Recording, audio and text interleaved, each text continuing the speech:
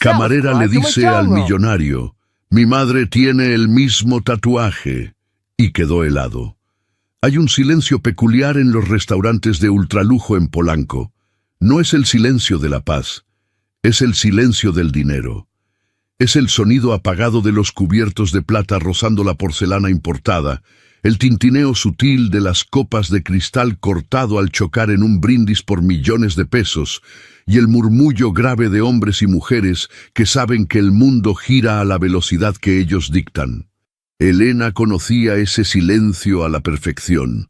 A sus 22 años, su vida transcurría en la frontera invisible que dividía dos mundos.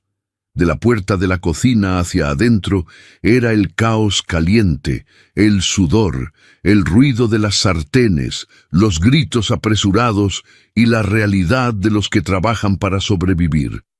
De la puerta hacia afuera, en el salón bañado por una luz cálida y elegante que resaltaba las texturas de la madera pulida, ella debía ser un fantasma impecable, con su blusa rosa de manga larga perfectamente planchada, su cabello castaño y ondulado recogido con pulcritud, y un delantal blanco atado a la cintura que no permitía una sola mancha. Esa noche de viernes, el restaurante respiraba con una tensión diferente. Elena estaba repasando el filo de una copa con un paño de microfibra cerca de la estación de servicio, manteniendo su postura recta. Le dolían los pies después de 8 horas de turno, pero su rostro reflejaba una calma casi estoica. Chamaca, no me vayas a rayar ese cristal que nos lo cobran a precio de oro», dijo una voz ronca pero cálida a sus espaldas. Era don Paco, el chef ejecutivo. Un hombre de 60 años con cicatrices de quemaduras en los antebrazos y el corazón más grande del local. Elena sonrió sin dejar de pulir la copa. «No se preocupe, jefe, las trato con más cuidado que a mi propia vida». «¿Cómo va esa rodilla?». Lo vi cojeando en el servicio fuerte. Don Paco suspiró, frotándose la pierna con la mano manchada de harina. «Ya dio lo que tenía que dar, mija, pero aquí seguimos. ¿Y tu amá? ¿Cómo amaneció hoy?». Supe que le tocaba vuelta a la clínica comunitaria. La sonrisa de Elena flaqueó un microsegundo, pero rápidamente recuperó la compostura. El peso de su realidad siempre estaba ahí, acechando bajo el uniforme impecable. «Cansada, don Paco. Los tratamientos la dejan molida y la clínica está teniendo recortes otra vez. Faltan insumos, pero ella es un roble, ya sabe. Y yo, pues aquí andamos, sacando la casta para que no le falte nada». El viejo chef la miró con una mezcla de orgullo y tristeza. Él sabía que esa muchacha era demasiado brillante para estar atrapada cargando bandejas, pero la vida en México a veces no pregunta de talentos, sino de urgencias. «Eres buena niña, Elenita. Lo más, no dejes que estos de allá afuera te hagan sentir menos. Ellos tendrán las carteras gordas, pero la educación se mama en casa, no se compra». Elena asintió, agradecida por el ancla de humanidad que Paco le ofrecía en ese mar de frivolidad.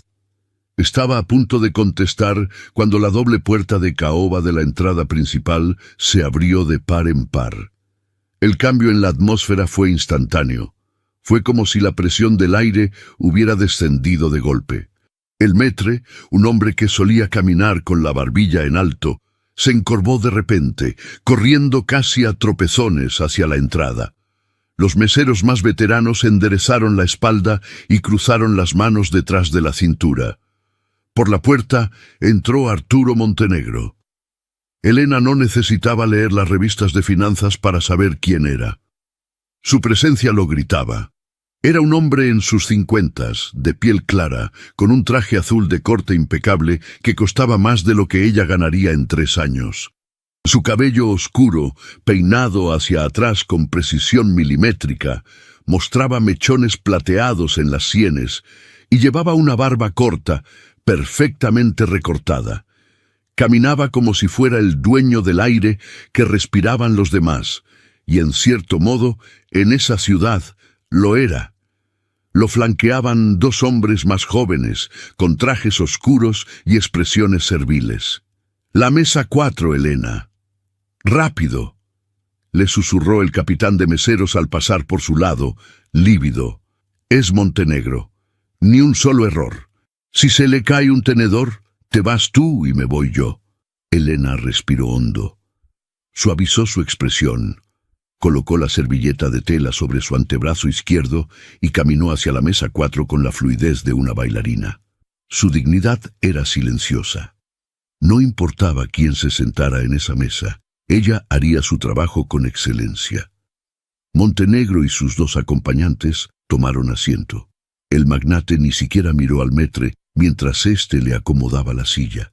Se desabrochó el botón del saco con un gesto seco y se reclinó hacia atrás. Elena se acercó por el lado derecho, con el menú abierto y la botella de agua mineral lista para servir. Buenas noches, caballeros. Bienvenidos a... No pudo terminar la frase. Montenegro, sin girar la cabeza, sin molestarse en mirarla a los ojos, levantó su mano derecha a la altura del pecho, con la palma mirando directamente hacia ella. Fue un gesto cortante. Un «cállate, no existes». Elena se detuvo en seco. Su mirada bajó por un instante hacia la mano extendida del hombre, iluminada por la luz cálida de la lámpara de la mesa. En el centro exacto de la palma de Montenegro había un tatuaje. Era un diseño negro, fino y detallado. Una brújula antigua, con los puntos cardinales marcados y líneas de navegación cruzadas. Era un tatuaje inusual para un hombre de traje de alta costura, pero no tuvo tiempo de analizarlo. Tráenos un Chateau Margaux del 2015. Y que la botella esté a la temperatura correcta. No quiero las porquerías que le sirven a los turistas, ordenó Montenegro, con una voz rasposa y autoritaria. Ni un por favor, ni un cruce de miradas. Seguía dirigiéndose a la nada, como si le hablara a los cubiertos.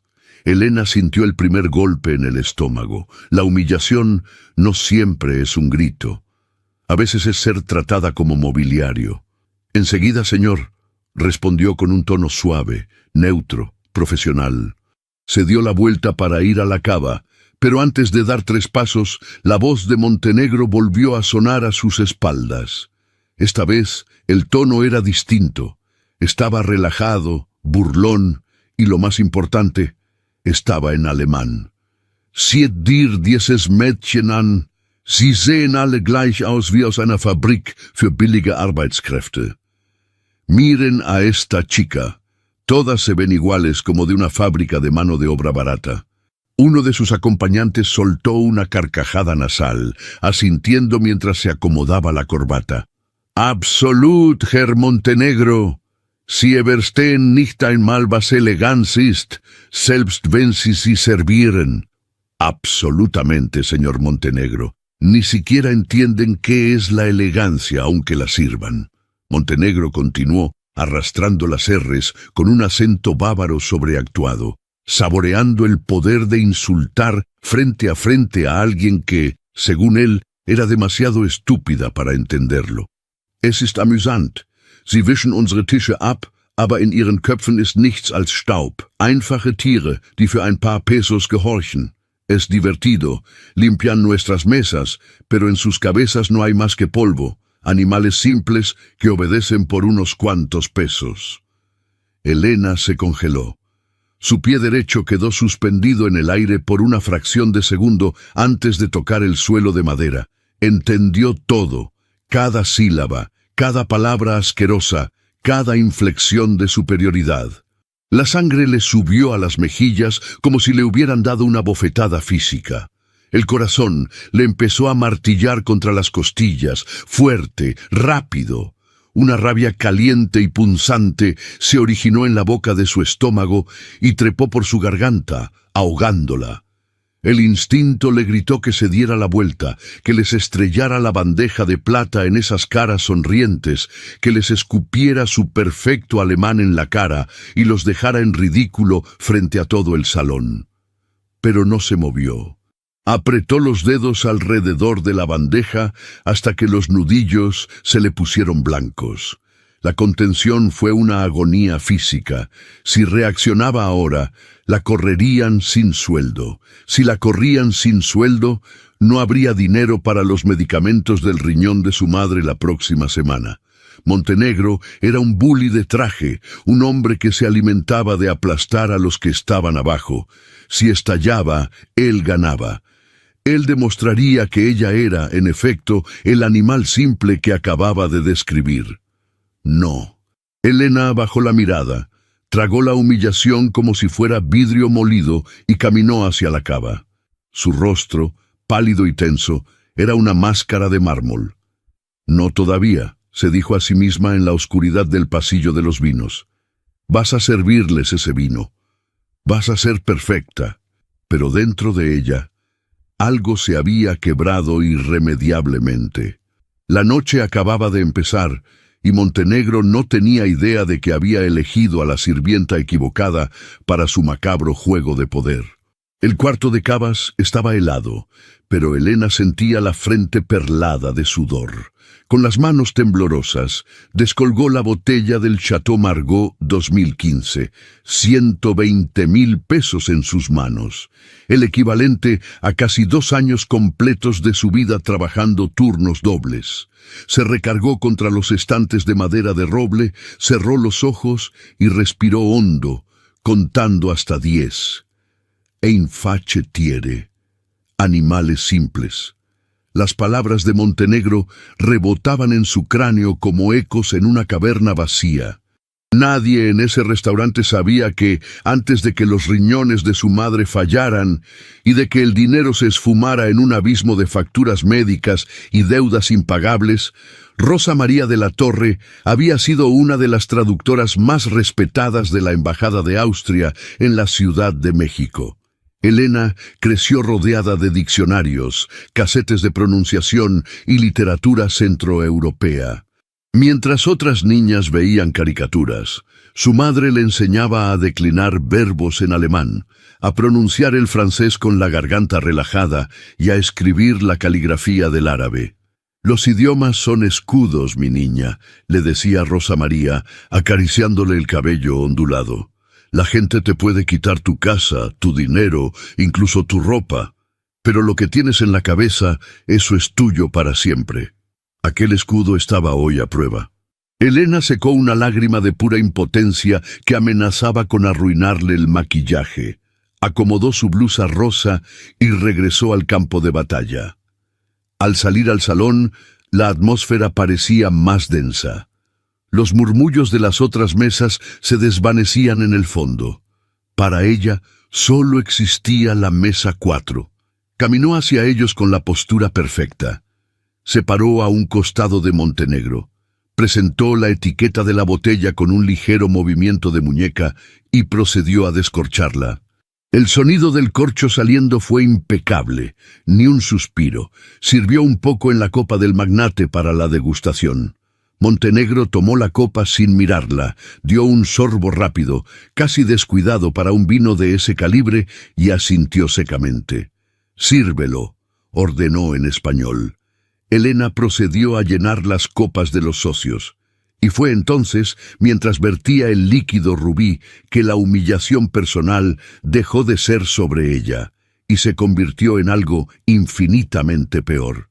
Montenegro se inclinó sobre la mesa, cruzando los dedos, ignorando la presencia de Elena, volviendo al alemán para que el resto de los comensales no entendiera sus negocios. «Die Papier für das Grundstück im Süden sind fast fertig». «Los papeles para el terreno en el sur están casi listos», dijo Montenegro con una sonrisa depredadora. «Wir werden diese verfluchte Gemeinschaftsklinik in San Rafael nächsten Monat abreißen lassen». «Haremos demoler esa maldita clínica comunitaria en San Rafael el próximo mes». Elena sintió que el suelo de madera desaparecía bajo sus pies. La botella tembló en su mano. La clínica comunitaria de San Rafael, el único lugar donde su madre y cientos de personas más del barrio recibían hemodiálisis a un costo subsidiado, el único lugar que los mantenía vivos. Uno de los socios frunció el ceño. «A ver, Herr Montenegro, es gibt dort Patienten. Was passiert mit ihnen?» Pero, señor Montenegro, hay pacientes ahí. ¿Qué pasará con ellos? Montenegro soltó una carcajada breve, un sonido carente de cualquier empatía humana. Agarró su copa y miró el líquido oscuro. Wen kümmert das? Sie sind Abschaum, Unkraut. Die Stadt braucht Luxuswohnungen, keine Krankenhäuser für Leute, die ohnehin keinen Wert haben. Wenn sie sterben, ist das natürliche Auslese. Das Problem löst sich von selbst. ¿A quién le importa? Son escoria, maleza. La ciudad necesita departamentos de lujo, no hospitales para gente que de todos modos no tiene valor. Si se mueren, es selección natural. El problema se resuelve solo. El tiempo se detuvo. Las conversaciones en el restaurante se ahogaron. La suave música de jazz del fondo se volvió un zumbido distante. Elena ya no vio el restaurante de lujo. No vio las lámparas caras, ni el delantal inmaculado que llevaba puesto. Vio el rostro pálido de su madre conectada a una máquina, sonriendo a pesar del dolor. Vio a doña Carmen, la vecina que vendía tamales para pagar sus insulinas. Vio a toda su gente, y frente a ella, este hombre de traje azul acababa de llamarlos maleza, que debía morir. Ese fue el límite. El escudo de la contención se hizo añicos. Ya no era una camarera cuidando una propina, era una hija defendiendo la vida de su madre.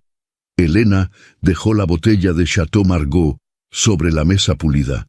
No la apoyó suavemente, la dejó con un golpe seco que resonó como un disparo en el ambiente controlado del restaurante. Montenegro, sobresaltado, finalmente levantó la vista.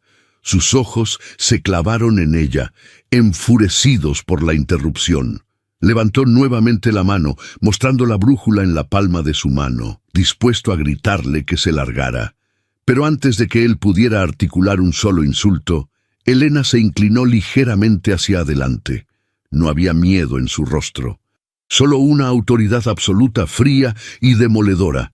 Extendió un dedo de su mano izquierda, señalando directamente a la mano alzada del millonario, y abrió la boca. Su voz cortó el aire. No gritó, pero la firmeza de su tono hizo que las mesas cercanas giraran la cabeza. Y no habló en español. Die einzige natürliche Auslese, die hier stattfindet, Herr Montenegro, ist die von Feiglingen in teuren Anzügen. La única selección natural que ocurre aquí, señor Montenegro, es la de cobardes con trajes caros. El silencio que siguió a esa frase fue absoluto, tan profundo que se podía escuchar el roce de las respiraciones. Arturo Montenegro se quedó petrificado. Su mano en el aire tembló, los ojos se le desorbitaron y la mandíbula le cayó 1 milímetro. Sus dos socios palidecieron como si hubieran visto un fantasma. La sirvienta invisible, la maleza, estaba hablando en un alemán de alta cuna, con un acento mucho más limpio y educado que el del propio magnate. Elena no había terminado. Su postura se irguió por completo. Lo miró desde arriba, devolviéndole la misma mirada que él le había dado al llegar, pero esta vez cargada de un fuego justiciero. Sie nannten mich ein einfaches Tier. Sie nannten meine Leute Unkraut. Usted me llamó animal simple. Usted llamó a mi gente maleza. Continuó Elena, su voz proyectándose con una claridad asombrosa, obligando a los extranjeros en el restaurante a mirar atónitos. Aber ein einfaches Tier hat mehr Würde als ein Mann, der den Tod von Kranken plant, seine Taschen zu füllen. Wenn Sie die Klinik in San Rafael anrühren, verspreche ich Ihnen, dass Sie das nicht in der Dunkelheit tun werden. Ich habe alles gehört. Pero un animal simple tiene más dignidad que un hombre que planea la muerte de enfermos para llenarse los bolsillos. Si usted toca la clínica de San Rafael, le prometo que no lo hará en la oscuridad. Lo he escuchado todo.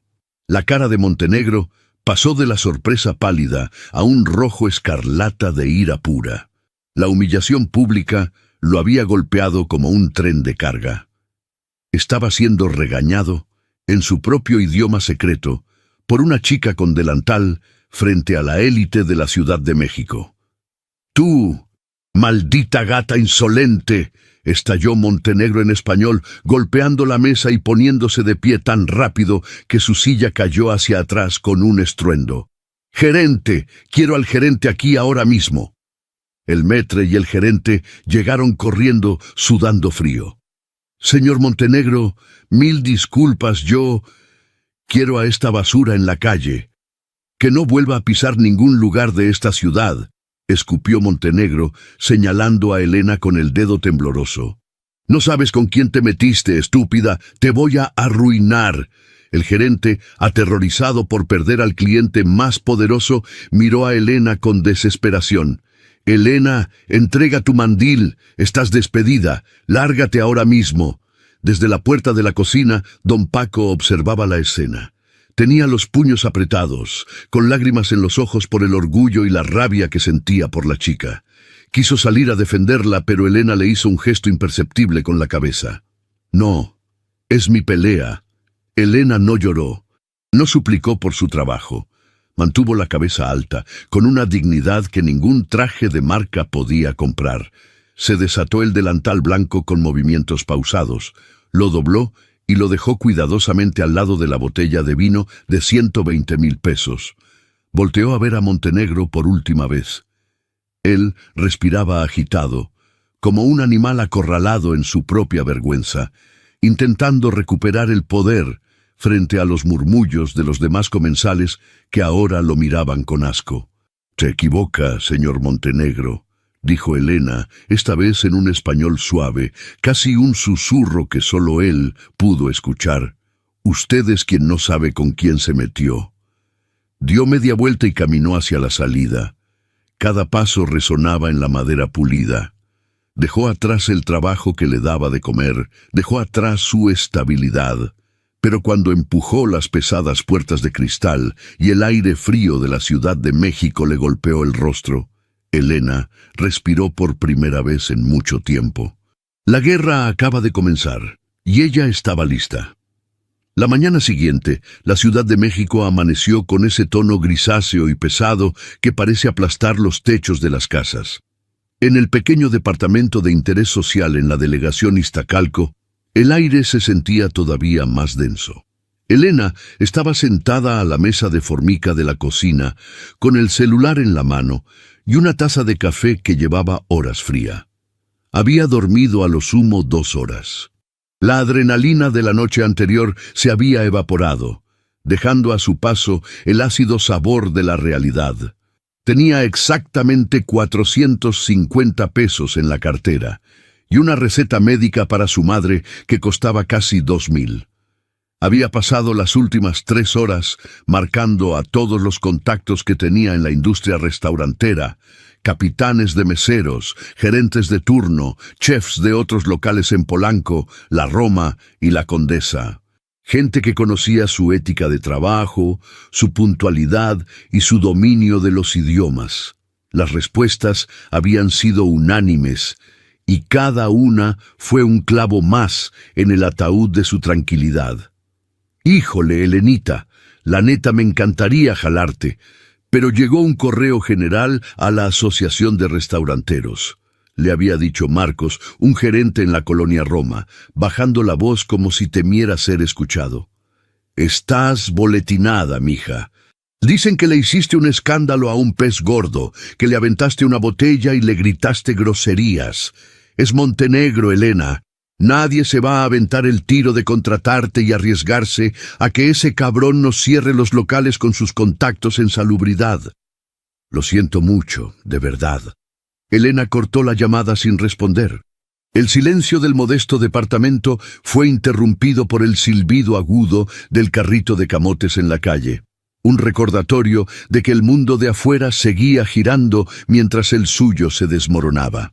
Montenegro no solo la había despedido, había usado su poder infinito para borrarla del mapa laboral de la ciudad en menos de 12 horas. Quería asfixiarla, quería que se arrastrara. Un golpe seco y fuerte en la puerta de entrada la sacó de sus pensamientos. No era el toque suave de doña Lucha, la vecina, ni el de los cobradores que solían dejar papelitos por debajo de la puerta. Era un toque exigente, autoritario. Elena se levantó, alisó su pantalón de mezclilla y se acercó a la puerta. Al abrir, no se encontró con el magnate de traje azul, sino con algo que a simple vista parecía menos peligroso, pero que destilaba el mismo veneno. Era un hombre bajo, fornido, sudoroso, enfundado en un traje gris brillante que le quedaba una talla más grande, con una corbata mal anudada y un portafolios de cuero barato aferrado a la mano derecha. El olor a loción barata y tabaco la golpeó de inmediato. «¿Señorita Elena de la Torre?», preguntó el hombre, masticando un chicle con la boca abierta y escaneando el humilde interior del departamento con una mirada cargada de desprecio. «Depende de quién pregunte», respondió ella, cruzándose de brazos y bloqueando el marco de la puerta con su cuerpo. «Soy el licenciado Valdés», dijo, sacando una tarjeta arrugada del bolsillo del saco y extendiéndola hacia ella. Elena no la tomó. «Vengo de parte del corporativo del señor Arturo Montenegro. ¿Me permite pasar? Es en su propio beneficio, se lo aseguro. Traigo buenas noticias para usted». El corazón de Elena dio un vuelco, pero su rostro no mostró un solo músculo fuera de lugar. La contención que había practicado en el restaurante volvió a cubrirla como una armadura. «Lo que tenga que decir, puede decirlo ahí mismo en el pasillo, licenciado. No recibo visitas». Valdés soltó una risita seca, condescendiente, sacudiendo la cabeza. «¡Ay, muchacha! ¡Qué genio! Con razón mi cliente está tan molesto.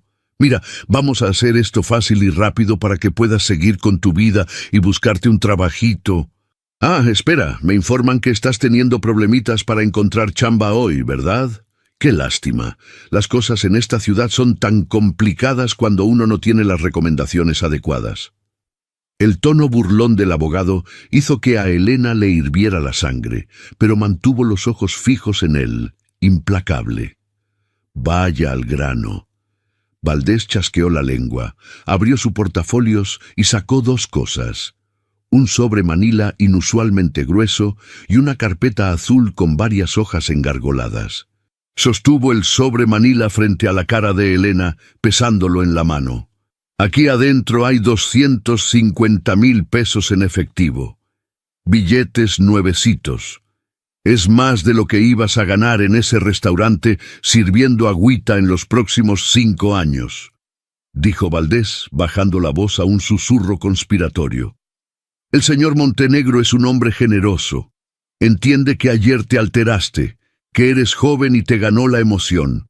Te está ofreciendo este dinero como una liquidación voluntaria, un regalito. Con esta lana pagas las deudas de tu mamá, te compras ropita nueva y todos contentos». Elena miró el sobre. 250,000 pesos. Era una fortuna para ella. Era la diálisis de su madre cubierta por años. Era tranquilidad. Era dejar de contar los centavos para el pasaje. Valdés notó cómo los ojos de la chica se clavaban en el papel manila y sonrió, creyendo que ya había ganado. «Pero claro, nada en esta vida es gratis, chula», continuó el abogado, abriendo la carpeta azul y mostrándole un documento legal plagado de cláusulas con letras pequeñas. «Lo único que tienes que hacer es firmar este contratito. Es un acuerdo de confidencialidad estándar. Básicamente dice que no escuchaste nada anoche en esa mesa, que no sabes nada sobre ningún proyecto inmobiliario en San Rafael. Y sobre todo, que si alguna vez decides abrir la boquita con algún periodistucho o en redes sociales sobre lo de la clínica comunitaria, el corporativo te va a demandar por difamación por la cantidad de 20 millones de pesos. Y créeme, te vamos a dejar hasta sin los calzones que traes puestos. Así que, ¿tienes una pluma o te presto la mía?» El silencio se instaló en el pasillo. El aire se sentía sofocante. Valdés le extendió un bolígrafo de oro falso, esperando que la muchacha muerta de hambre tomara el dinero y agachara la cabeza. Era el modus operandi de Montenegro: aplastar, asfixiar y luego comprar las sobras del orgullo roto de sus víctimas. Elena miró el bolígrafo. Luego miró el grueso sobre con el dinero. Sintió una punzada en el pecho al pensar en su madre, en la necesidad tan brutal que tenían. Por un segundo, la tentación de rendirse le susurró al oído. Sería tan fácil agarrar el dinero y desaparecer. Pero entonces recordó las palabras de Montenegro. Son escoria, maleza. El problema se resuelve solo. Si tomaba ese dinero, no solo se estaba vendiendo a ella, estaba firmando la sentencia de muerte de la clínica. Estaba vendiendo a doña Carmen, a su madre y a cientos de personas que no tenían voz. Elena levantó la mirada lentamente. La expresión en su rostro era tan fría y afilada que el abogado sintió un escalofrío bajar por su nuca. No tomó la pluma, no tocó el sobre. «Dígame una cosa, licenciado», dijo Elena con una voz peligrosamente calmada. «Su cliente, el señor Montenegro, ¿de verdad cree que todos en este mundo tienen un precio tan miserable como el de él?» Valdés frunció el ceño, su sonrisa se borró de golpe. «Mira, escuincla igualada, no te quieras hacer la heroína, te estoy ofreciendo la salvación en bandeja de plata. Nadie le gana a Montenegro, nadie. Si no firmas esto, no vas a encontrar trabajo ni limpiando baños en una gasolinera, te vamos a tragar viva». Elena dio un paso hacia el frente, obligando al abogado a retroceder torpemente. «Guarde su dinero ensangrentado y lárguese de mi casa. Y dígale a Montenegro que se equivocó de mujer. Yo no me vendo, y mucho menos por las vidas de mi gente. Si quiere guerra por la clínica de San Rafael, dígale que se ponga el casco, porque no me voy a callar». «Estás loca. Te vas a arrepentir de esto, perra estúpida», gruñó Valdés, cerrando el portafolios de un golpe y dando media vuelta, bajando las escaleras del edificio con pasos furiosos. Elena cerró la puerta y le puso el seguro. Apoyó la frente contra la madera fría, y entonces el temblor que había reprimido se apoderó de sus manos. Las rodillas le fallaron y se deslizó hasta sentarse en el piso de linóleo. Había rechazado la única salida fácil. Acababa de declararle la guerra a un gigante sin tener siquiera con qué comprar el desayuno de mañana. 2 horas más tarde, Elena decidió salir a caminar. Necesitaba aire, necesitaba pensar en cómo conseguir dinero rápido, quizás vendiendo la televisión o el pequeño horno de microondas. Caminaba por la avenida principal de la colonia, esquivando los puestos de garnachas y a los microbuseros, cuando sintió que alguien la seguía.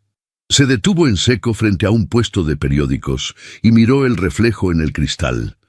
Un hombre de unos 40 años, vestido con una chamarra de cuero gastada y jeans desteñidos, estaba parado a unos metros, encendiendo un cigarro. No parecía uno de los matones de Montenegro. Tenía ojeras profundas, una barba descuidada y llevaba una pesada mochila cruzada sobre el pecho. Elena se dio la vuelta de inmediato, enfrentándolo. Ya no tenía paciencia para juegos. «Si vienes de parte del abogado o de Montenegro, diles que ya les di mi respuesta. No tengo nada más que hablar. Déjame en paz o empiezo a gritar». El hombre levantó ambas manos en señal de rendición, soltando el humo del cigarro hacia un lado. «Tranquila, fiera. No trabajo para ese infeliz. Al contrario, mi nombre es Gabriel Soto. Soy periodista independiente y llevo persiguiendo a Arturo Montenegro durante los últimos 4 años». Elena lo miró con desconfianza, analizando cada una de sus facciones. «¿Cómo supiste dónde vivo? ¿Cómo sabes lo de Montenegro?» Gabriel dio un paso más cerca, bajando la voz en medio del bullicio de la calle. «Tengo informantes dentro del restaurante, gente a la que no le agrada Montenegro, pero que está demasiado asustada para hacer algo. Me contaron lo que pasó anoche. Me contaron cómo le contestaste, en su propio idioma, en su propia cara. Y hoy en la mañana seguí al licenciado Valdés desde el corporativo hasta tu edificio. Vi cuando salió echando chispas. Tienes ovarios, muchacha. Rechazaste $250,000 pesos, ¿verdad?» Elena apretó los labios. «No es tu asunto lo que me hayan ofrecido.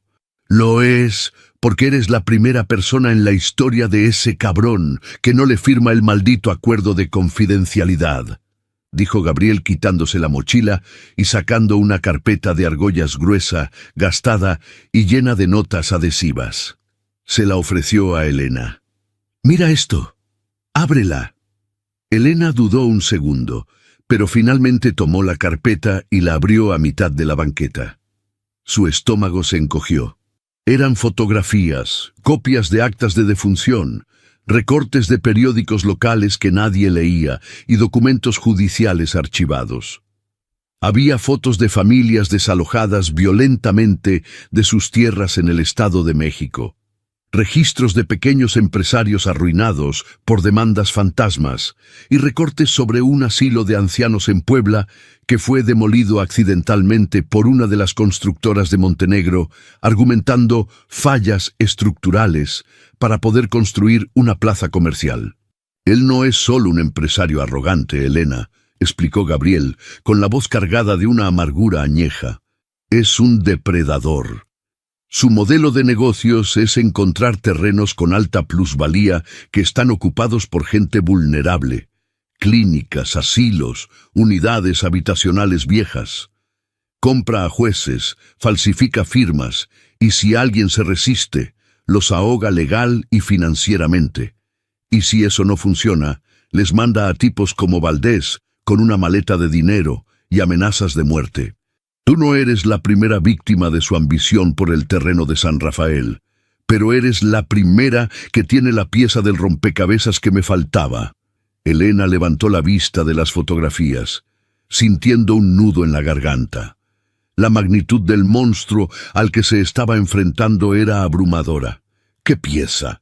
Yo solo soy una mesera que escuchó una conversación».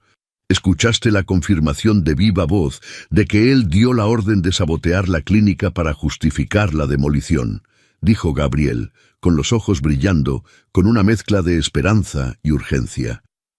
«El gobierno argumenta que la clínica no tiene presupuesto y está al borde del colapso estructural.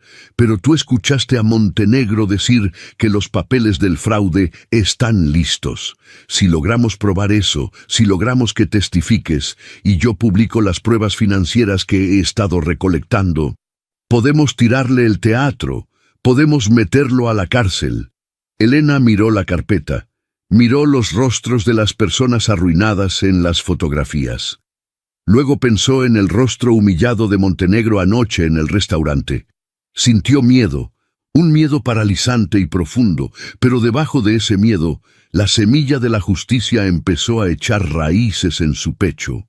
Montenegro le había quitado su trabajo y creía haberla dejado sin opciones, sin saber que al arrinconarla le había dado la libertad de luchar sin nada que perder. Cerró la carpeta con fuerza y miró al periodista a los ojos. «¿Qué necesitamos hacer, Gabriel?» El olor a vaporrub y a té de manzanilla inundaba la pequeña habitación. Era un cuarto modesto, con las paredes pintadas de un verde agua que ya empezaba a descascararse por la humedad, y una Virgen de Guadalupe enmarcada sobre la cabecera. Rosa María estaba recostada contra las almohadas, tejiendo con lentitud una bufanda de lana gris. Su piel estaba pálida, casi translúcida por las agotadoras sesiones de hemodiálisis de los últimos meses, pero sus ojos oscuros conservaban una chispa de inteligencia afilada. Elena entró a la habitación con una bandeja en las manos, un contraste amargo y doloroso con las bandejas de plata que cargaba la noche anterior. Esta llevaba un plato de sopa de pasta, un bolillo cortado por la mitad y las medicinas de la tarde. Trató de sonreír, forzando una expresión de tranquilidad que le costaba la vida mantener. «Ya está la comida, amá. Te traje la sopa caliente, como te gusta». Rosa María dejó las agujas de tejer sobre sus piernas, miró a su hija por encima de sus lentes de lectura y no necesitó más que 2 segundos para leerle el alma. Las madres tienen ese radar instintivo, capaz de detectar una tormenta en la mirada de sus hijos, por más que intenten disfrazarla de calma.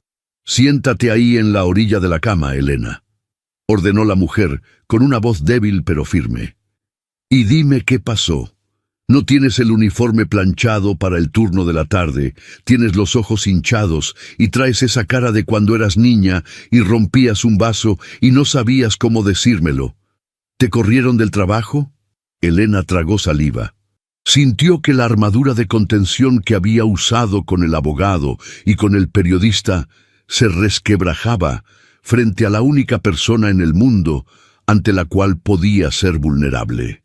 Dejó la bandeja sobre el buró de madera, se sentó en el borde de la cama y tomó las manos delgadas y frías de su madre entre las suyas. La primera lágrima cayó en silencio, rodando por su mejilla. Sí, amá, me corrieron anoche, pero no fue por hacer mal mi trabajo, te lo juro. Rosa María le acarició el dorso de la mano con el pulgar. No hubo reproches en su tono. El trabajo va y viene, mija. Somos pobres, pero honradas. Si te corrieron por algo habrá sido.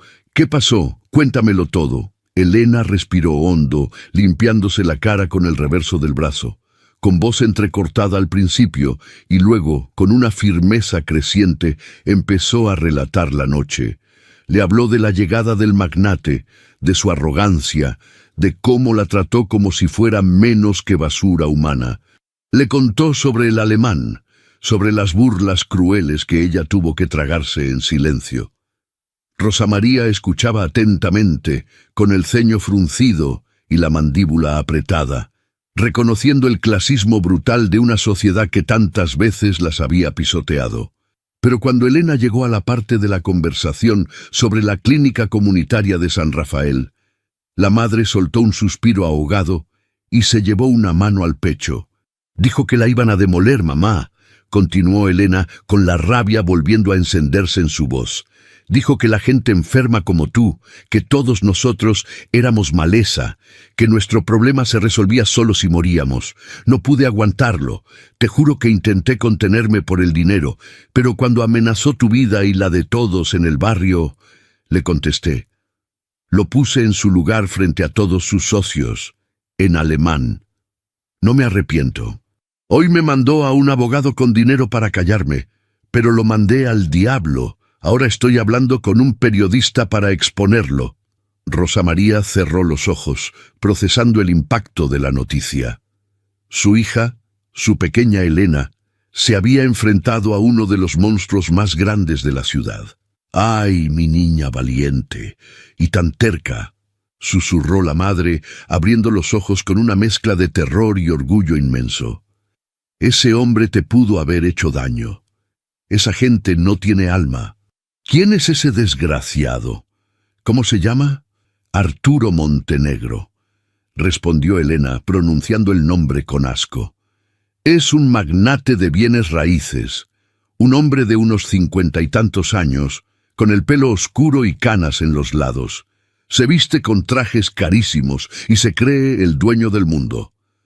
Al escuchar el nombre y la descripción, el rostro de Rosa María sufrió una transformación aterradora. Toda la poca sangre que le quedaba en las mejillas pareció drenarse de golpe. Sus ojos se abrieron desmesuradamente, fijándose en un punto vacío en la pared. Sus manos, que sostenían las de Elena, comenzaron a temblar con una violencia incontrolable. La respiración de la mujer mayor se volvió un silbido corto y errático, como si el oxígeno de la habitación hubiera desaparecido. «Amá, mamá, ¿qué pasa? ¿Te sientes mal?», preguntó Elena, presa del pánico, acercándose para revisarle el pulso. «Llamo a la ambulancia». «No, no», balbuceó Rosa María con la voz rota, negando con la cabeza febrilmente. «Arturo Montenegro, Arturo, no puede ser él. Hay muchos Arturo Montenegro en el mundo. Tiene que ser otro». Elena, confundida y alarmada por la reacción tan visceral de su madre, intentó calmarla. «Mamá, tranquilízate. Es solo un viejo rico asqueroso. Ni siquiera valía la pena el pleito. Tenía hasta mañas raras, de esas de gente excéntrica. Cuando me cayó la primera vez en la mesa, ni siquiera me miró. Solo levantó la mano frente a mi cara con prepotencia y tenía un tatuaje horrible». Rosa María dejó de temblar de golpe. Se quedó paralizada, como si un rayo la hubiera atravesado. Giró el cuello lentamente hacia su hija. Sus ojos estaban llenos de lágrimas contenidas y de un pánico antiguo, enterrado hace mucho tiempo. Un tatuaje, susurró la madre, y cada palabra parecía costarle la vida. Sí, confirmó Elena, extrañada por la fijación en el detalle. Un tatuaje negro en el centro de la palma de la mano derecha. Era como una brújula antigua, con las líneas de los puntos cardinales muy marcadas. Una ridiculez para alguien de traje. El vaso de agua que estaba en la orilla del buró fue rozado por el brazo de Rosa María. Cayó al suelo, estrellándose en docenas de pedazos de cristal, mojando el piso de linóleo, pero ninguna de las dos prestó atención al ruido.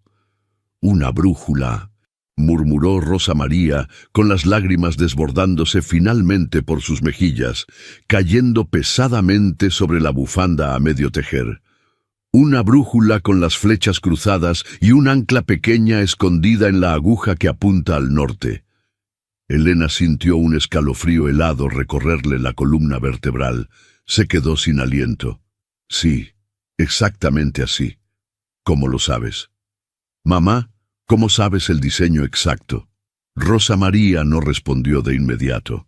Se cubrió el rostro con ambas manos y rompió en un llanto profundo, gutural, un llanto que venía de una herida infectada que había permanecido cerrada por más de 20 años. Elena la abrazó, aterrorizada, sin entender qué demonios estaba pasando. El nombre de Arturo Montenegro había detonado una bomba en su propia casa. Tras varios minutos, la madre se secó el rostro con el dorso de la mano. Se inclinó torpemente sobre el borde de la cama, forzando sus músculos debilitados. «Ayúdame a levantar el colchón, Elena, rápido. Mamá, estás débil, no hagas esfuerzos. Que me ayudes a levantar el maldito colchón, Elena», gritó Rosa María con una fuerza que Elena no le había escuchado en años. Asustada, Elena obedeció. Tiró de las cobijas y levantó la pesada esquina del colchón matrimonial. Debajo de la base de madera, cubierta por una capa de polvo fino, había una vieja caja rectangular de metal oxidado, de esas en las que antes vendían galletas danesas. Rosa María tomó la caja con manos temblorosas y la puso sobre su regazo. Pasó los dedos por la tapa abollada, dudando un instante, como si al abrirla fuera a liberar a un demonio.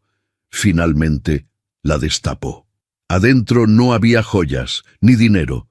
Solo había papeles. Documentos amarillentos por el paso del tiempo, protegidos dentro de fundas de plástico. Fotografías viejas, recortes y unos cuantos disquetes de computadora obsoletos. La madre sacó una fotografía doblada por la mitad y se la entregó a Elena. «Mírala bien». Elena tomó la foto. Era una imagen de los años 90. En ella, dos hombres jóvenes, de unos 20 y tantos años, posaban sonrientes frente a un taller modesto, brindando con cervezas de botella. Uno de ellos era su padre, Roberto de la Torre, con su sonrisa amplia y bondadosa, la misma sonrisa que Elena veía en el espejo todos los días. El otro joven era más delgado, con una mirada astuta, cabello oscuro y una ambición palpable en el rostro. Era un joven Arturo Montenegro, pero lo que hizo que a Elena se le cayera el alma a los pies fue la pose de ambos hombres. Tenían las manos derechas levantadas hacia la cámara mostrando las palmas. En el centro exacto de la palma derecha de ambos había un tatuaje recién hecho. Tatuajes idénticos. La brújula. «No entiendo», susurró Elena, sintiendo que la habitación daba vueltas. «Mi papá conocía a este hombre. ¿Tenían el mismo tatuaje?»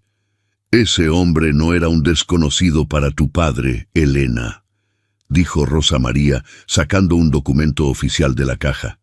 Era un acta constitutiva con sellos notariales descoloridos. Ese hombre era su hermano de sangre, su mejor amigo, su socio capitalista. La brújula era el pacto que hicieron en la universidad. Prometieron que juntos encontrarían el norte, que construirían un imperio, que nunca perderían el rumbo ni se traicionarían. Rosa María le entregó el documento a su hija. En la parte superior, con letras de máquina de escribir, se leía claramente Montenegro y de la Torre, asociados S.A. de CB. Tu padre era el genio, Elena, continuó la madre, con la voz endurecida por un rencor añejo. Él inventó los sistemas de cimentación profunda que revolucionaron la construcción en esta ciudad. Él diseñó las patentes. Arturo Montenegro solo era el contador, el relaciones públicas, el que sonreía y servía los tragos. Pero Arturo era avaricioso. Cuando las empresas grandes se dieron cuenta del valor de las patentes de tu padre, ofrecieron millones por comprarlas. Tu padre se negó. Quería usar esa tecnología para construir viviendas accesibles, clínicas, hospitales. Arturo quería el dinero. Elena leía los documentos frenéticamente, conectando los puntos oscuros de su propia infancia. La ausencia repentina de dinero. Los llantos de su madre en la cocina por las madrugadas. La enfermedad repentina del corazón de su padre. ¿Qué hizo Montenegro?, preguntó Elena con los dientes apretados. Falsificó la firma de tu padre, escupió Rosa María, como si el recuerdo le quemara la boca. Vendió las patentes a espaldas nuestras, vació las cuentas de la empresa hacia paraísos fiscales y luego manipuló los libros contables para que pareciera que tu padre había cometido un fraude millonario contra el Estado. Cuando tu padre se enteró, ya era tarde. Arturo lo había dejado con una deuda impagable y la amenaza de ir a la cárcel. Tu padre no lo soportó. El estrés, la traición, el perder el trabajo de toda su vida a manos de su hermano, le dio el infarto a los 35 años. Nos dejaron en la calle. Todo lo que Arturo Montenegro tiene hoy, los trajes caros, los millones, los restaurantes de lujo, están construidos sobre la tumba de tu padre y sobre nuestra miseria. El silencio que siguió fue absoluto, solo roto por el sonido de un claxon distante en la avenida. Elena miró la fotografía de nuevo, miró la brújula en la mano de Montenegro, recordó el desprecio con el que la había tratado, llamándola maleza. Recordó la amenaza de destruir la clínica, la extorsión del abogado, la prepotencia infinita. Toda su vida había pensado que la desgracia de su familia era producto de la mala suerte, de las enfermedades y del destino cruel. Ahora entendía que no, que su sufrimiento, la agonía de su madre, las humillaciones en los trabajos mal pagados, todo tenía un autor, todo tenía un nombre y un apellido. Esta pelea ya no era por orgullo, ni siquiera era solo por la clínica comunitaria. La coincidencia brutal de que Montenegro se hubiera cruzado en su camino y la hubiera humillado no era un accidente del universo, era el destino exigiéndole saldar una cuenta pendiente de sangre que llevaba 20 años esperando. Elena guardó la fotografía y el acta en la carpeta gruesa que le había dado el periodista Gabriel. Cerró la caja de metal y miró a su madre a los ojos. Ya no había rastro de miedo ni de duda en la chica. La mesera invisible que pulía copas de cristal había muerto en esa habitación. «Mamá», dijo Elena, con una calma espeluznante, helada como el acero. «Dime que esta caja tiene las pruebas de los desfalcos y las firmas falsas originales». Rosa María asintió lentamente. «Tu padre guardó las copias al carbón y los peritajes antes de morir, pero nunca tuvimos el dinero para pelear contra los abogados que Arturo compró. Yo las escondí porque Arturo nos amenazó de muerte si alguna vez intentábamos reabrir el caso. Tenía miedo por ti, mi niña. Eras solo un bebé». Elena tomó la carpeta del periodista y la juntó con la caja de galletas.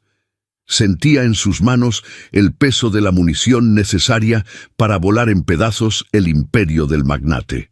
«Se acabó el miedo, mamá», sentenció Elena poniéndose de pie. La transformación en su postura era total. Ahora cargaba con el legado de los de la Torre. Arturo Montenegro creyó que anoche me aplastó como a un insecto. Creyó que me enterró viva enviándome a ese abogado con sus sobornos. Pero cometió el error más grande de su maldita vida. caminó hacia la puerta de la habitación y se giró antes de salir. No se dio cuenta de que no enterró una semilla de maleza, enterró una bomba. Y la voy a hacer estallar en el centro de su propio imperio. El corporativo de Arturo Montenegro era una fortaleza de cristal y acero negro incrustada en el corazón financiero de Paseo de la Reforma. Un obelisco arrogante que rasgaba el cielo contaminado de la Ciudad de México, diseñado específicamente para hacer que cualquier persona que cruzara sus puertas giratorias se sintiera diminuta, irrelevante y a merced de los gigantes que habitaban los últimos pisos. Elena cruzó el vestíbulo de mármol con pasos firmes. Ya no llevaba el delantal blanco ni la blusa rosa que la marcaban como la servidumbre.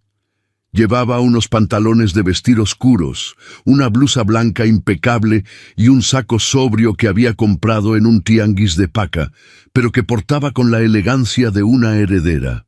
Debajo del cuello de la blusa, oculto entre la tela y su piel, palpitaba un micrófono diminuto conectado a un transmisor. A 3 cuadras de ahí, en una van estacionada en un callejón, el periodista Gabriel Soto y 2 abogados fiscales que él había convencido de sumarse al caso estaban escuchando cada respiración, cada paso y cada latido de la muchacha. «Te escuchamos fuerte y claro, Elena», susurró la voz estática de Gabriel a través del minúsculo audífono oculto en su oreja derecha, cubierto por su cabello castaño. «Recuerda el plan. No te dejes intimidar. Deja que hable. Deja que se adorne. Su ego es su mayor debilidad. Haz que admita el fraude de San Rafael. Yo tengo la caja de metal de tu padre aquí con los fiscales. Solo necesitamos que cruce la línea». «Entendido», murmuró Elena apenas moviendo los labios, mientras entraba al elevador privado que la recepcionista le había indicado con una mezcla de desdén y confusión. La cita había llegado esa misma mañana. Una llamada al celular de Elena desde un número privado. Era el asistente personal de Montenegro, con un tono de falsa cortesía, ofreciendo una reunión conciliatoria. Le dijeron que el magnate estaba dispuesto a negociar la permanencia de la clínica comunitaria a cambio de que ella dejara de contactar a periodistas. Era una trampa de libro de texto. Montenegro quería tenerla en su territorio, intimidarla sin testigos, averiguar qué tanto sabía realmente y probablemente quitarle cualquier prueba que creyera que ella poseía para luego destruirla. El elevador se detuvo en el piso 45. Las puertas se abrieron con un suspiro metálico, revelando un penthouse corporativo que olía a madera cara, cuero italiano y poder absoluto. Las paredes estaban adornadas con arte moderno abstracto que valía más que toda la colonia Iztacalco junta. El asistente la guió hasta una puerta doble de caoba maciza, idéntica a la del restaurante de Polanco, y la abrió. Arturo Montenegro estaba de pie frente a un ventanal panorámico de piso a techo, dándole la espalda, observando la ciudad a sus pies como si fuera su tablero de Monopoly personal. Llevaba el saco de su traje quitado, las mangas de su camisa de diseñador remangadas hasta los codos, y sostenía un vaso de cristal con whisky en la mano izquierda. No se volteó cuando ella entró. Quería que el silencio la asfixiara. Quería que la inmensidad de su poder la aplastara antes de decir una sola palabra. Elena se quedó de pie en el centro de la oficina, sobre una alfombra persa que amortiguaba cualquier sonido. No tosió, no se acomodó la ropa, no mostró ninguna señal de incomodidad. Simplemente esperó, con la mirada fría y fija en la espalda del hombre que había destruido a su familia. Finalmente, Montenegro giró lentamente. Dio un sorbo a su whisky y la escaneó de arriba a abajo con una sonrisa torcida, cargada de una superioridad venenosa. «Debo admitir que tienes agallas, muchachita», comenzó Montenegro, caminando hacia su enorme escritorio de ébano, sin ofrecerle asiento. «Cuando Valdés me dijo que habías rechazado $250,000, Pensé que eras la mujer más estúpida de este país, pero ahora lo entiendo. Eres ambiciosa, crees que porque sabes hablar alemán y porque hiciste un teatrito en un restaurante, puedes venir a mi casa a jugar en las grandes ligas. Elena mantuvo el rostro inexpresivo. No vine a jugar, señor Montenegro. Vine a escuchar cómo va a salvar la clínica comunitaria de San Rafael. Usted me mandó llamar. Montenegro soltó una carcajada ronca, dejando el vaso sobre el escritorio. Se apoyó con ambas manos sobre la madera, inclinándose hacia ella como un lobo evaluando a un cordero. ¡Ay, por favor! ¡La clínica! No me insultes la inteligencia, niña. Sabemos que no te importa esa posilga. Seguramente un abogadillo de quinta o ese periodicucho que te anda rondando te convencieron de que tienes un caso de extorsión entre manos, dijo el magnate, su voz bajando a un tono peligroso y gutural. Te voy a explicar cómo funciona el mundo real, no el mundo de telenovela donde los pobres ganan. En el mundo real, los peces grandes se comen a los pequeños. Y tú ni siquiera eres un pez, eres plancton. Elena dio un paso hacia el escritorio. La contención que hervía en su sangre era absoluta. Si soy tan insignificante, ¿por qué me mandó a su perro faldero con una maleta de efectivo? ¿Por qué me mandó a llamar a su torre de cristal? Usted tiene miedo. Los ojos de Montenegro destellaron con furia. Odiaba la insolencia, pero más odiaba que lo leyeran correctamente. No tengo miedo, tengo prisa, siseó. Ese terreno en San Rafael vale 600 millones de pesos. Ya pagué a los inspectores, ya pagué a Protección Civil para que declaren el edificio en ruina inminente. La demolición está firmada para el viernes. Voy a construir una plaza comercial que me va a dejar el triple de ganancias. Y no voy a permitir que una sirvienta resentida me retrase el calendario con escándalos en redes sociales. En la camioneta a 3 cuadras, Gabriel y los fiscales contuvieron el aliento. Lo admitió. Había admitido el soborno a las autoridades y el fraude estructural. Pero Elena necesitaba más. Necesitaba que mostrara su verdadera cara, el monstruo completo. ¿Y los pacientes?, preguntó Elena, su voz vibrando con una indignación que no tenía que fingir. Hay gente que depende de esas máquinas de diálisis para vivir. Mi madre es una de ellas. Si usted tira ese lugar, los está condenando a muerte. ¿Le importa tampoco la vida humana que está dispuesto a matar por un centro comercial?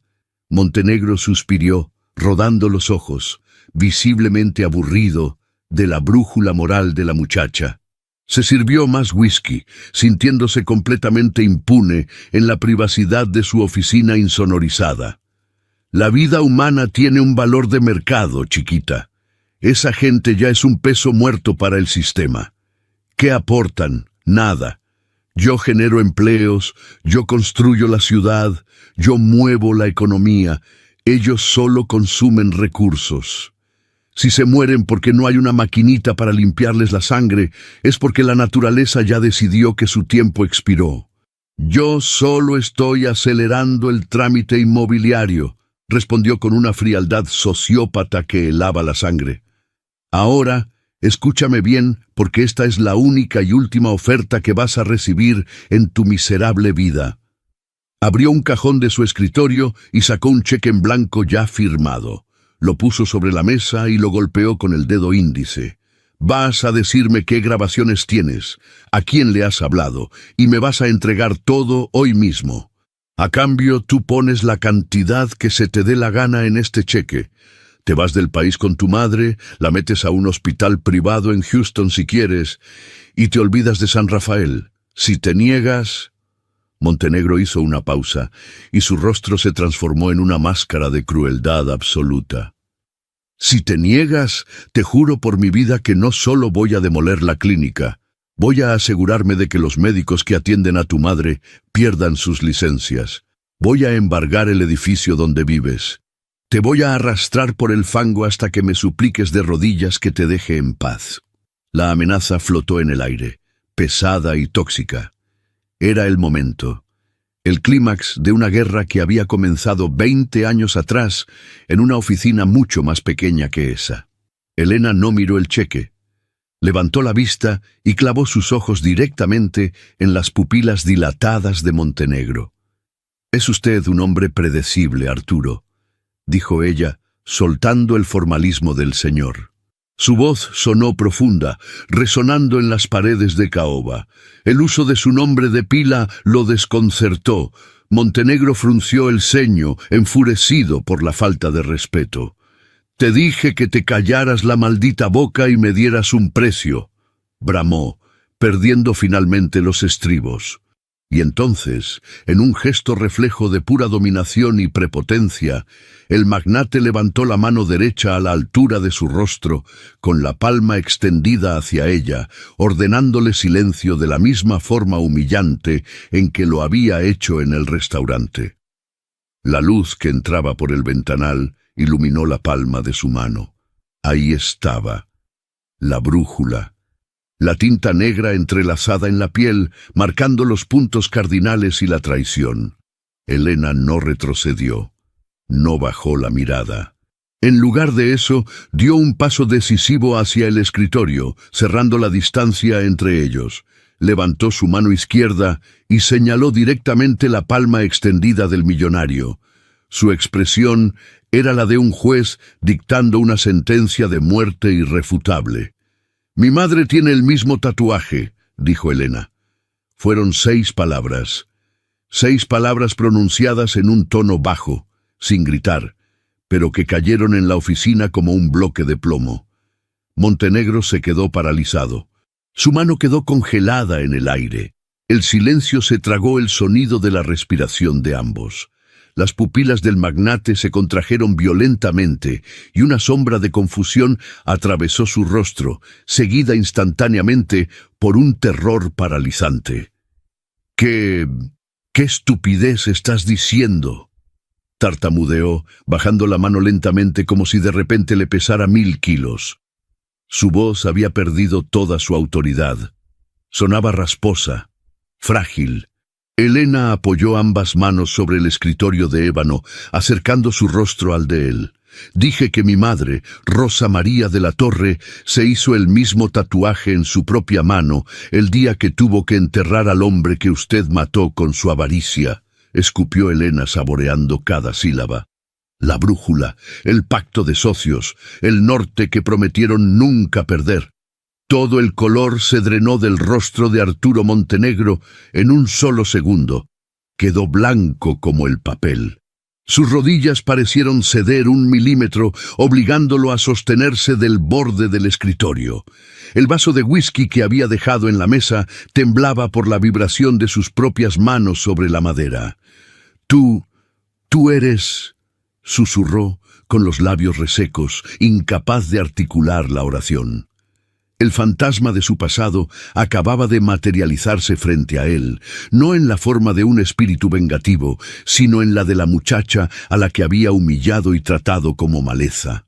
«Soy Elena de la Torre», sentenció ella, irguiéndose en toda su altura, «hija de Roberto de la Torre, el verdadero genio detrás del imperio que usted se robó, el hombre cuyas patentes usted vendió falsificando su firma.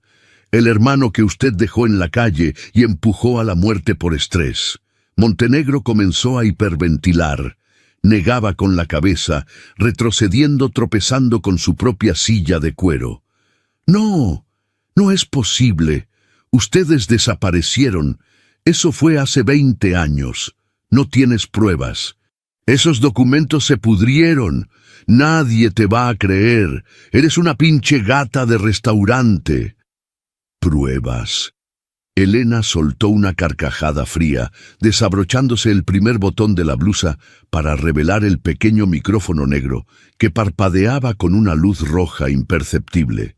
«Se refiere a las actas constitutivas originales, a las copias al carbón de los desfalcos y a los peritajes caligráficos que mi madre guardó en una caja de metal bajo su cama durante 2 décadas». ¿O se refiere a la grabación en vivo que estamos haciendo en este momento, donde acaba de admitir que sobornó a las autoridades para demoler la clínica de San Rafael y donde me amenazó de muerte? El magnate se llevó las manos a la cabeza. El aire le faltaba. Su castillo de naipes, construido durante 20 años de impunidad y soberbia, se estaba desmoronando en cuestión de segundos frente a una chica de 22 años. En ese momento, las puertas dobles de caoba no se abrieron. Fueron empujadas con una fuerza brutal. Gabriel Soto entró con una cámara al hombro, grabando todo, seguido inmediatamente por 4 agentes de la Fiscalía General de la República con chalecos tácticos y 2 abogados de traje gris. «¡Señor Arturo Montenegro!», gritó el agente al mando sacando una orden de aprehensión con sellos oficiales. «Queda usted bajo arresto por los cargos de fraude corporativo, falsificación de documentos, evasión fiscal, soborno a funcionarios públicos y extorsión agravada. Tiene derecho a guardar silencio». Montenegro no opuso resistencia, estaba en estado de shock catatónico. Miraba el micrófono en el pecho de Elena. Luego miraba a los agentes y finalmente miró su propia mano, la brújula tatuada en su palma, que ahora parecía más bien una marca de maldición. Mientras los agentes le leían sus derechos y le colocaban las esposas de acero brillante que contrastaban humillantemente con su camisa de diseñador, Elena recogió el cheque en blanco del escritorio. Lo rompió por la mitad, lo dejó caer sobre los zapatos de cuero italiano de Montenegro y caminó hacia la salida sin mirar atrás. Había recuperado el norte. Las horas que siguieron a la captura en el piso 45 fueron un huracán mediático que sacudió los cimientos del país. Gabriel Soto no esperó a que los abogados de Montenegro intentaran comprar a los jueces de guardia. 10 minutos después del arresto, el periodista subió a todas las redes sociales y a los principales portales de noticias el audio sin editar de la confrontación. El país entero escuchó la voz del arrogante magnate llamando «peso muerto» a los enfermos, admitiendo sobornos masivos para destruir una clínica comunitaria y amenazando a la hija de su antiguo socio. La viralidad fue inmediata, brutal e implacable. El hashtag «El cobarde de la brújula» se convirtió en tendencia mundial. Las acciones del corporativo Montenegro se desplomaron un 40% en la bolsa de valores antes de que la campanada de cierre sonara. Las imágenes del hombre intocable, siendo escoltado por el vestíbulo de su propia torre de cristal, esposado y con el rostro desencajado por la humillación pública, le dieron la vuelta al mundo. Esta vez no había trajes a la medida que ocultaran su miseria, ni idiomas extranjeros que lo protegieran. La arrogancia se había evaporado, dejando solo a un delincuente asustado frente a los flashes de las cámaras. Pero para Elena, el ruido de las noticias era solo un eco distante. Su verdadera guerra no se libraba en los tribunales mediáticos, se libraba en las oficinas de los magistrados, y ahí la victoria fue aplastante. 2 semanas después del arresto, la caja de metal que Rosa María había custodiado probó ser el arma definitiva. Los peritos de la Fiscalía confirmaron que la firma de Roberto de la Torre en el acta de cesión de derechos había sido burdamente falsificada. Los movimientos bancarios en paraísos fiscales rastreados por los fiscales probaban que el capital semilla del Imperio Montenegro pertenecía legítimamente a los de la Torre. En una sala de juntas, frente a un juez mercantil y al exabogado de Montenegro, el mismo licenciado Valdés que había intentado sobornarla y que ahora sudaba frío esperando no ser procesado como cómplice, Elena firmó el documento que le devolvía el 80% de las acciones del corporativo, las patentes originales y el control total de los fondos congelados de la empresa. No hubo celebración estridente. Elena no descorchó un vino de 120,000 pesos. Solo cerró el bolígrafo, miró a los ejecutivos trajeados que alguna vez la hubieran considerado maleza, y dictó su primera orden como presidenta de la junta directiva. «Cancelen la demolición en San Rafael de manera inmediata», instruyó Elena, con una voz tranquila pero que no admitía réplica. «Quiero que el presupuesto asignado para esa plaza comercial sea desviado hoy mismo a la reconstrucción. equipamiento y abastecimiento vitalicio de la clínica comunitaria. Y despida a toda la junta de asesores inmobiliarios, hoy mismo. Esa tarde, el sol comenzaba a ocultarse sobre la Ciudad de México, pintando el cielo de tonos naranjas y morados. En la modesta habitación de Iztacalco, que pronto dejarían atrás para siempre, Rosa María estaba sentada en una silla de ruedas junto a la ventana.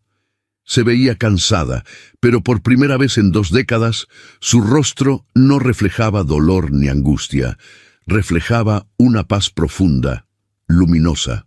Elena entró a la habitación, se arrodilló frente a su madre y le entregó una gruesa carpeta de cuero negro.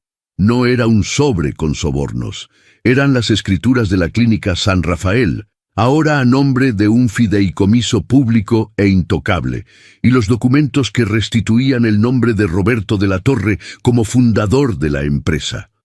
Rosa María tomó los papeles. Sus manos temblaron, pero esta vez no de miedo, sino de un alivio catártico que le lavaba el alma. Acarició la firma de su difunto esposo en los nuevos documentos, y las lágrimas rodaron libres por sus mejillas. Levantó su mano izquierda, la misma mano donde, oculta bajo las líneas del tiempo y el trabajo duro, se asomaba la tinta descolorida de una pequeña brújula. «Lo logramos, Roberto», susurró la mujer mayor, mirando hacia el cielo a través de la ventana. «Tu niña nos devolvió el rumbo». Elena recostó la cabeza en el regazo de su madre, dejando que ella le acariciara el cabello castaño. En ese abrazo silencioso, todas las humillaciones, los turnos dobles, el cansancio y el desprecio que habían sufrido a lo largo de los años se desvanecieron. No habían buscado una venganza destructiva, habían forjado una justicia restauradora. 6 meses más tarde, el restaurante de ultralujo en Polanco estaba operando en su turno de noche. El silencio del dinero seguía ahí, junto con el tintineo de las copas de cristal cortado. Las puertas de caoba se abrieron. El capitán de meseros y el maître se enderezaron inmediatamente, esperando recibir a algún político o magnate de turno. Quien entró fue Elena. Iba vestida con un vestido de noche sencillo, pero de un corte exquisito, irradiando una confianza magnética. Ya no era invisible. Era la dueña de la corporación de desarrollo urbano más importante del país. El gerente se quedó petrificado, recordando cómo la había echado a la calle por defender su dignidad. Pálido, tragó saliva, esperando ser despedido y arruinado en ese mismo instante. Pero Elena apenas le dedicó una mirada de pasada. Caminó directamente hacia la entrada de la cocina, donde don Paco, el viejo chef de la rodilla mala, estaba supervisando los platos. Al verla, los ojos del hombre se llenaron de lágrimas. «Elenita», murmuró limpiándose las manos en el mandil, sin atreverse a abrazar a la ahora millonaria mujer. Elena no lo pensó 2 veces. Rompió todo el protocolo del lugar, saltó la línea de servicio y lo abrazó con fuerza. «Vine a cenar, don Paco», le dijo con una sonrisa inmensa, cálida. «Y quiero que usted me prepare la sopa de pasta que nos hacía en los turnos dobles. Nada de langosta ni de caviar, sopa de verdad». Don Paco soltó una carcajada llorosa, asintiendo fervientemente. «Ahorita mismo le preparo la mejor olla de sopa que haya probado esta colonia de estirados, mija. Pásale, tu mesa es la mejor». Elena se sentó en la mesa principal. Miró a su alrededor. Veía las charolas de plata, los uniformes inmaculados y a las chicas y chicos que, como ella alguna vez, corrían para sostener las vidas de otros, aguantando en silencio. Dejó una propina en la mesa equivalente a 1 año de sueldo para cada mesero del turno, y mientras levantaba su copa de agua mineral para brindar en soledad, supo que su padre habría estado orgulloso. Porque al final, el mundo no pertenece a los que levantan la mano para callar a los demás con su dinero, sino a los que saben usar su voz en el momento exacto para defender a quienes no la tienen. Arturo Montenegro tuvo millones y una brújula tatuada en la piel, pero murió en vida porque nunca supo dónde estaba el norte, Elena, la camarera invisible, lo llevaba en el corazón. Y eso, ninguna cantidad de dinero en el mundo lo podría comprar. 1 año había pasado desde que cayó el imperio de cristal de Arturo Montenegro. En una ciudad de México, donde las noticias suelen olvidarse a los 3 días y la impunidad a menudo se disfraza de rutina, el caso del magnate caído se había convertido en una leyenda urbana. Era el recordatorio permanente de que, a veces, los intocables también pueden ser derribados si se topan con la persona equivocada. La colonia San Rafael ya no olía a asfalto roto y a desesperanza. En la esquina donde antes se erguía la vieja y decadente clínica comunitaria, que el millonario había querido demoler para hacer una plaza comercial, hoy se levantaba un edificio moderno. Estaba bañado de luz natural, con amplios ventanales y jardines interiores llenos de vida. En la fachada, letras de acero pulido anunciaban con orgullo: Hospital Comunitario Roberto de la Torre, Fundación de la Torre. Adentro no había murmullos de dolor ni de resignación frente a la falta de insumos. Había el bullicio ordenado de la esperanza. Máquinas de hemodiálisis de última generación zumbaban suavemente. Doña Carmen, la vecina que antes vendía tamales para costear sus jeringas, ahora caminaba por los pasillos con su tratamiento de insulina garantizado de por vida, repartiendo sonrisas y bendiciones a las enfermeras que la atendían. Elena recorría esos pasillos sin el séquito de guardaespaldas ni los asistentes estirados que solían acompañar a los antiguos directivos de la corporación. Llevaba unos pantalones de lino y una blusa sencilla. Conocía a casi todos los pacientes por su nombre. Se detenía a saludar, a escuchar sus historias. Había convertido la inmensa maquinaria corporativa de Montenegro en un verdadero motor de desarrollo social. Los excesivos proyectos de lujo se habían pausado para priorizar la vivienda accesible y, sobre todo, los centros de salud pública que la ciudad rogaba a gritos. A varios kilómetros de ahí, en el frío concreto del reclusorio norte, la realidad era diametralmente opuesta. Arturo Montenegro estaba sentado en una cama de metal sujeta a la pared de su celda.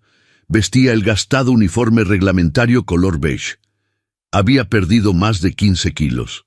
Su cabello, antes oscuro y peinado con precisión milimétrica, ahora era una maraña encanecida, opaca y descuidada. Su fortuna oculta había sido incautada y repatriada por la Fiscalía Federal. Sus amigos de la élite le dieron la espalda apenas las esposas hicieron clic en sus muñecas. En el mundo de los depredadores, nadie llora al caído, solo se reparten sus restos.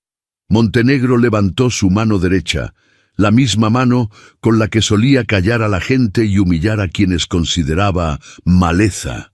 Miró la brújula tatuada en el centro de su palma. Las líneas de tinta negra parecían ahora una burla macabra. Sin sus cuentas bancarias, sin su poder y sin sus trajes a la medida, ese tatuaje era solo una mancha en la piel de un criminal que había perdido el rumbo para siempre. Estaba absoluta y terriblemente solo. Mientras tanto, en el jardín central del nuevo hospital en San Rafael, el aire olía a tierra mojada y a lavanda fresca.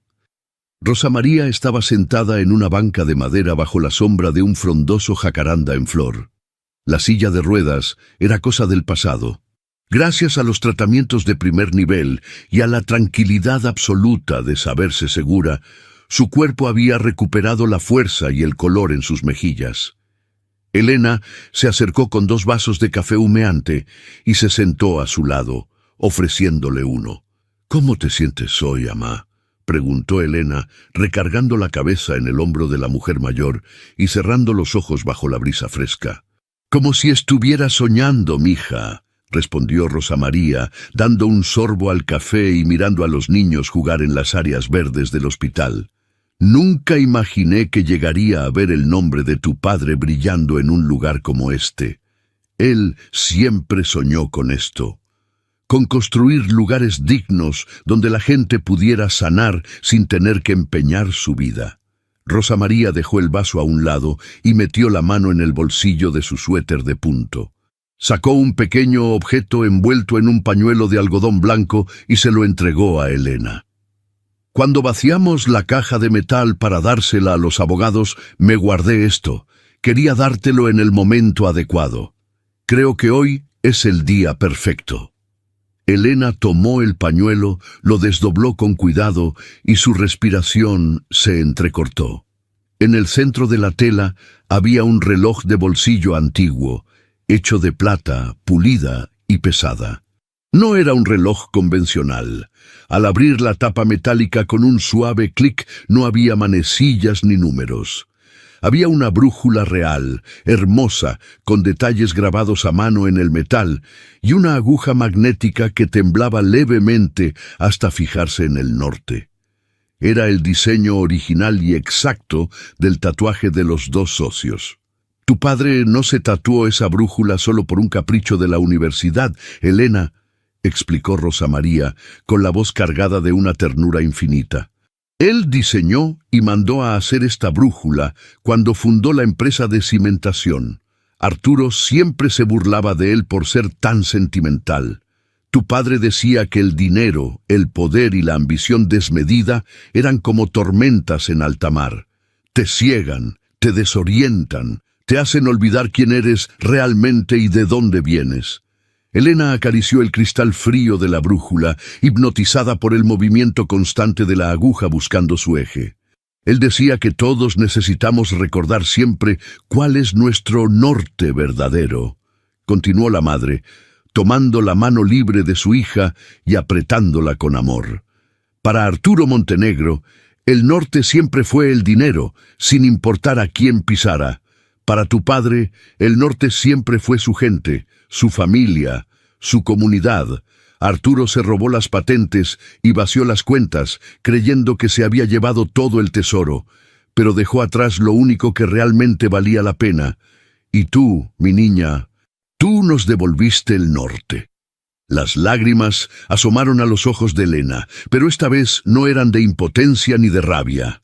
Eran lágrimas de una alegría profunda, redentora y serena. Cerró la tapa de plata y guardó la brújula cerca de su corazón, en el bolsillo interno de su saco. Esa tarde, el hospital celebró su inauguración oficial, no para la prensa de negocios, sino para la comunidad. No hubo alfombras rojas ostentosas ni políticos cortando listones buscando aplausos. Estaba la gente del barrio, estaba Gabriel Soto, el valiente periodista, ahora convertido en el director de la fundación, tomando fotos desde la primera fila. Estaba don Paco, el viejo chef, a quien Elena había convencido de dirigir las cocinas del hospital, repartiendo champurrado y tamales gourmet a los asistentes. Cuando llegó el momento de dar el discurso, Elena no subió a un estrado elevado. Se quedó al nivel del suelo, rodeada de sus vecinos, de los pacientes y del equipo médico. No usó palabras rimbombantes ni idiomas extranjeros para humillar a nadie. Habló de frente, con el corazón en la mano. Hace un año, un hombre me dijo que todos nosotros éramos maleza, dijo Elena, y su voz, firme y clara, resonó en el patio interior del hospital, silenciando el bullicio de los asistentes. Nos dijo que nuestro destino era desaparecer para que los poderosos pudieran construir sus lujos sobre nuestras espaldas. Nos llamó animales simples. Hizo una pausa y miró a su madre, que le sonreía desde la primera fila. Luego miró a doña Carmen y a todos los rostros marcados por la vida y el trabajo duro, pero iluminados por la inmensa dignidad de estar ahí de pie, exigiendo su espacio en el mundo. Pero se equivocaron rotundamente, continuó con una sonrisa amplia que iluminó el lugar. Nosotros no somos maleza, somos raíces. Raíces profundas, tercas y fuertes que sostienen a esta ciudad. Podrán intentar talarnos, podrán humillarnos, pero mientras nos mantengamos unidos y jamás olvidemos de dónde venimos, siempre volveremos a florecer con el doble de fuerza. Este hospital es la prueba viviente de que cuando perdemos el miedo, la justicia es inevitable. Este lugar es suyo y nadie nunca más se atreverá a arrebatarles su derecho a vivir. El aplauso que estalló a continuación no fue el aplauso educado y frío de la élite de Polanco. Fue un aplauso rugiente, honesto, lleno de lágrimas de alivio, de gritos de júbilo y de vida pura. Elena de la Torre, la muchacha invisible que alguna vez tuvo que tragar su propio orgullo y contener la respiración para no perder su empleo, respiró hondo el aire limpio de la tarde. No había buscado venganza para destruir a un hombre. Había buscado justicia para sanar a miles. Había enfrentado al monstruo usando las únicas armas que realmente importan, la educación que le dio su madre, la memoria de su padre y el valor inquebrantable de no callarse ante la tiranía, porque al final del día los trajes caros se desgastan, los millones cambian de manos y el poder siempre es temporal, pero la dignidad insobornable de quien sabe cuál es su verdadero norte jamás se doblega. Fin de la historia.